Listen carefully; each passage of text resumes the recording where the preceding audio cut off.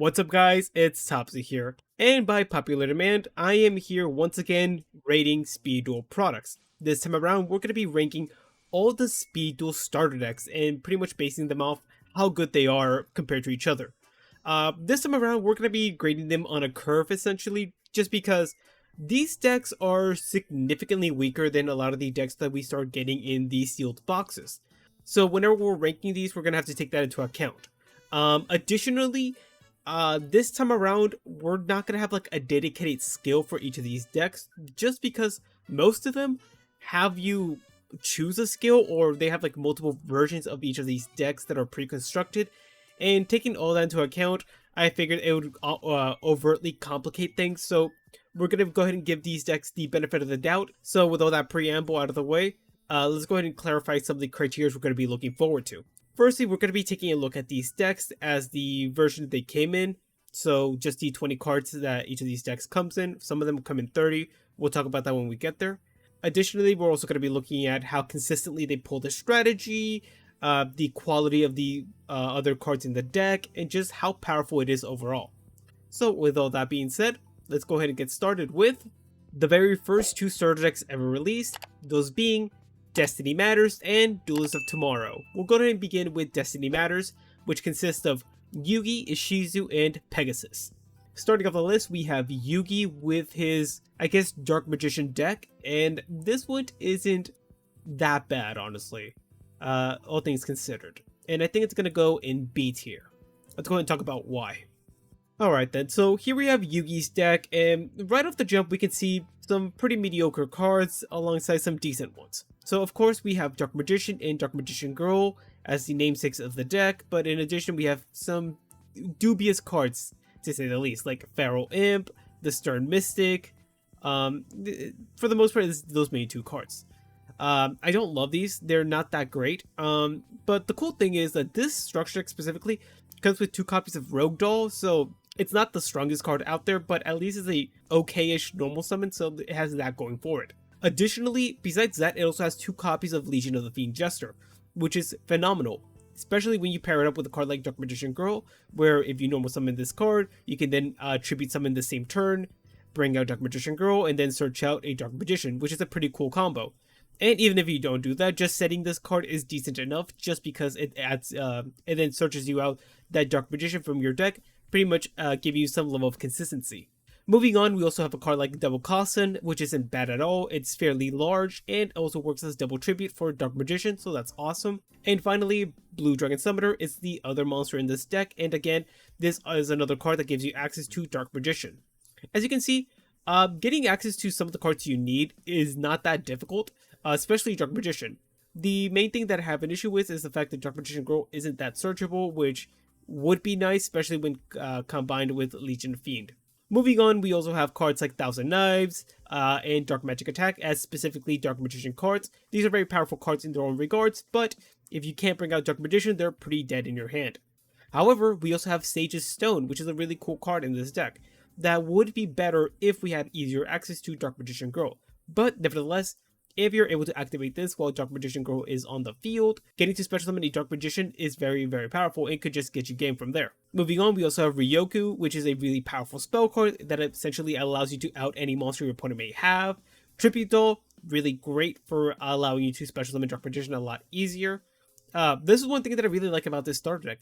The fact that bringing out Dark Magician isn't the hardest thing when you take into consideration all these cards that you're getting access to. And finally, for the spell cards, we have Wander Wand, which is a phenomenal equip spell for spellcaster monsters.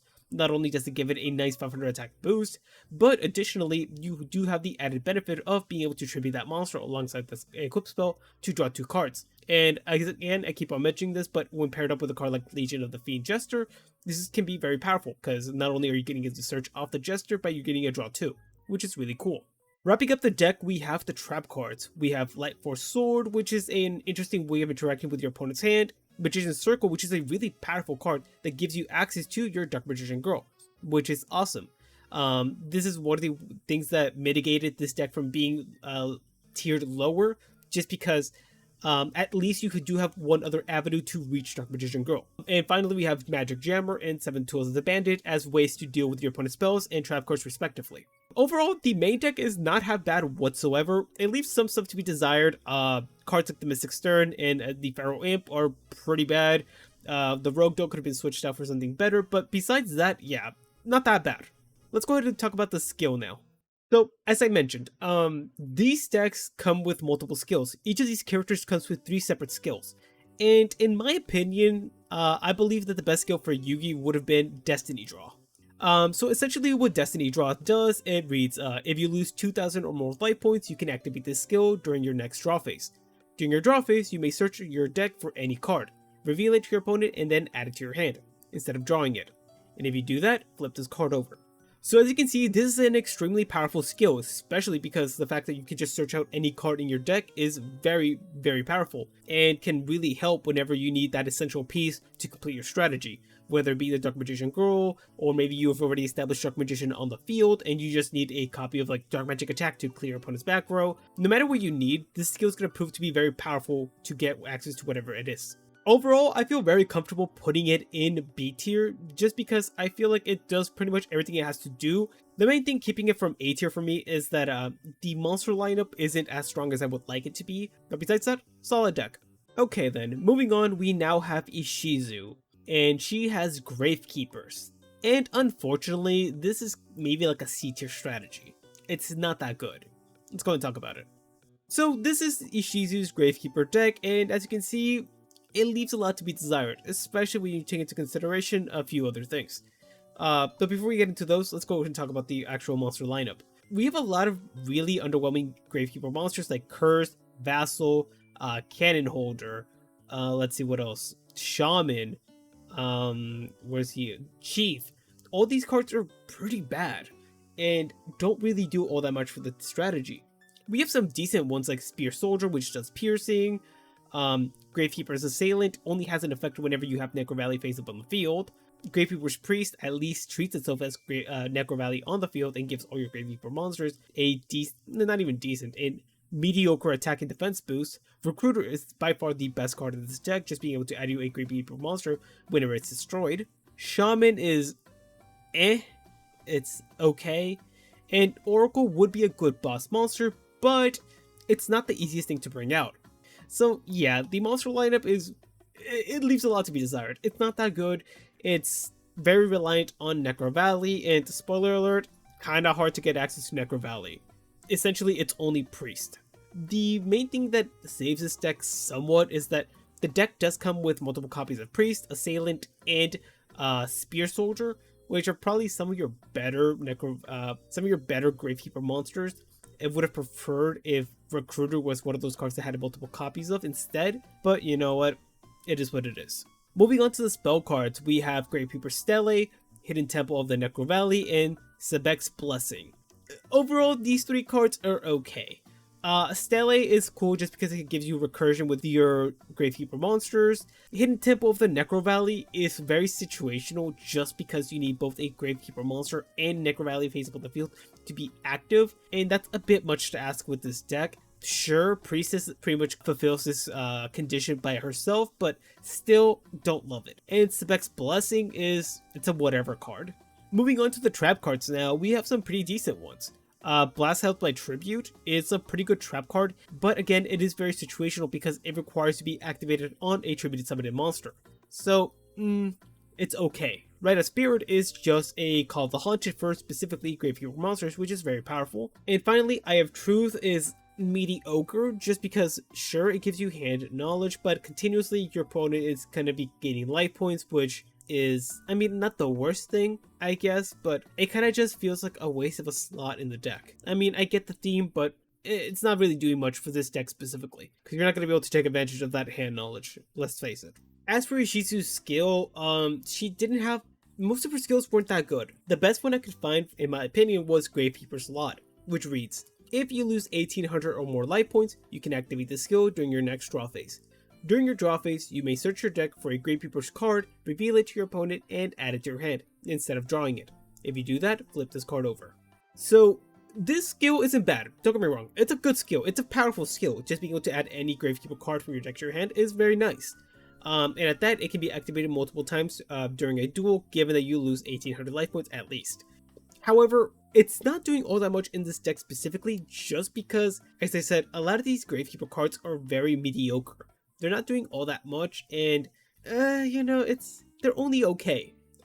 Just because of that, it doesn't really help it that much. I feel like if the deck had access to another way of getting Necro Valley on field, that would be very helpful for the deck, just because so much of it is very reliant on it. If the deck actually did have Necro Valley in it, this would have boosted this deck to like at least A tier, in my opinion, just because Necro Valley is that good of a field spell. But unfortunately, it doesn't. So, it's only C tier. It's not bad, it's just very middling, honestly.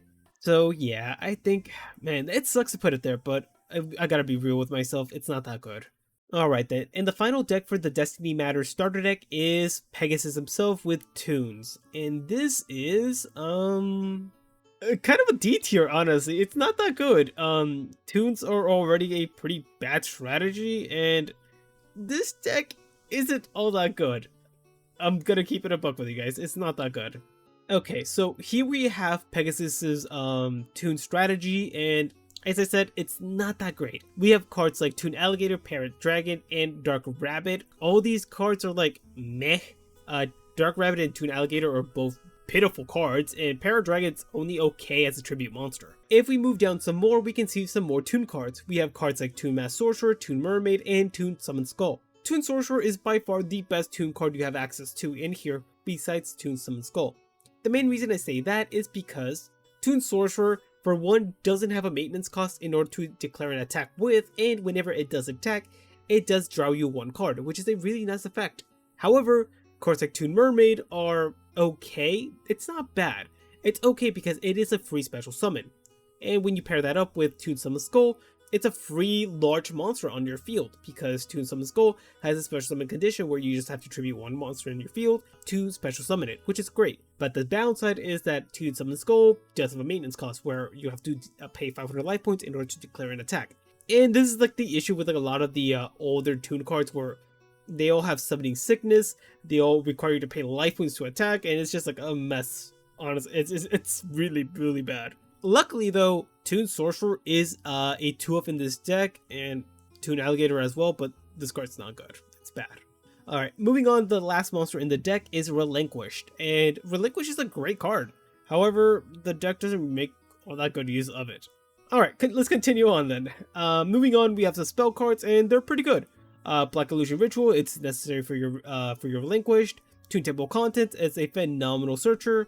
Toon Rollback allows you to do some massive damage with your Toon monsters, so if you wait the whole turn you need in order to attack with Toon Summon Skull, this pretty much just OTKs your opponent, which is really neat.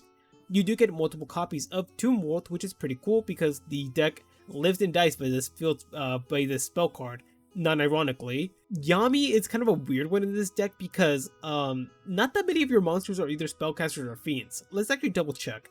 Spellcaster, Fiend, Aqua, Spellcaster, Beast, Dragon, Rept.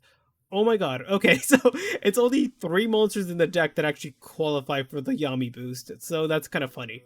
And finally, last card in the deck is Deep Sword.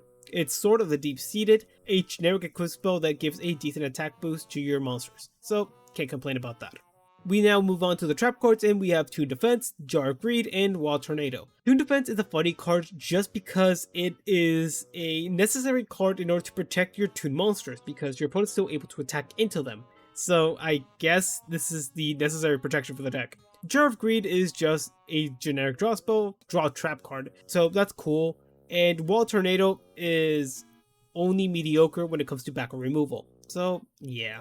When it came to Pegasus's skill, I couldn't really decide which one I liked the most. It's a Toon World seems pretty okay just because it starts you off the duel with Toon World on the field. That seemed fairly usable in this deck just because it needs Toon World that badly, but with having 2 copies of it already in the deck, I figured you could do without this skill. Mind Scan was another good one just because it allows you to get knowledge of your opponent's back row, but it does require a certain life point payment, and it can only be activated, I believe, like on the 3rd turn or something like that. I don't remember exactly. Instead, the skill that I went for this deck is Millennium Eye. And Millennium Eye is pretty good, I like it. And it reads, at the start of the duel, look at your opponent's opening hand. You may choose to have that player shuffle their hand into the deck and draw a new hand. So overall, this is a pretty decent skill, just because if your opponent opens crazy, you can just have them be like, okay, do it again. This deck needs all the help it can get, because some of the hands you get in this deck are really sad. Honestly, if you can hinder your opponent in some way, it seems pretty necessary. As I said, all three skills have their own merit to them. None of them actually boost the deck up any further than D tier, just because the quality of the main deck is just that bad. And if the deck focused more on the relinquish aspect of it, it could have been boosted up some more, just because it's a really good boss monster, and the Toons are really bad. Alright guys, and with that, this concludes part 1 of ranking all the SpeedDuel starter decks. And you know what, this was incredibly fun to do. Let me know in the comment section below if there's any other SpeedDuel content you'd like me to produce. This video in particular only came into fruition because I saw someone in the comment section let me know they'd like to see this. So, if you have any thoughts, just put it down in the comment section. I read all my comments, and you never know. One of your guys' video suggestions could end up being a video in the channel. But with that being said, expect part 2 to come out probably by tomorrow. These videos are not that difficult to edit and record, so it should be out fairly soon. But with all that being said, if you did end up enjoying today's video, please leave a like, subscribe, and I'll catch you on the next one. Bye.